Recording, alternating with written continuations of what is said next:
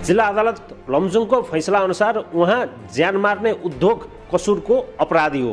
पहिला प्रहरीले पक्राउ गरिसके पछाडि 1.5 लाख रुपियाँ धरौटीमा उहाँ छुट्नु भएको थियो, तर फैसला हुँदाखेरि 1 वर्ष कैद सजाय निर्धारण भएको छ र अब उहाँ 1 वर्ष कैद बस्नुपर्नेछ जिल्ला अदालत लमजुङको फैसला अनुसार।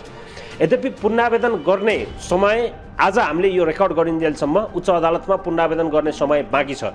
आम रूपमा केही भन्न चाहन्छु भनेर उहाँको परिवारका एकजना सदस्यसहित उहाँ अहिले हाम्रो कार्यालयमा हुनुहुन्छ।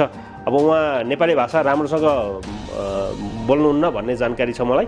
यद्यपि म प्रयास गर्छु के भएको थियो घटना र उहाँले चाहिँ के भन्न चाहनुहुन्छ भन्ने विषयमा, र उहाँले कान पनि राम्रोसँग नसुन्नुहुँदछ, तर म उहाँसँग संवाद गर्ने कोसिस गर्दछु।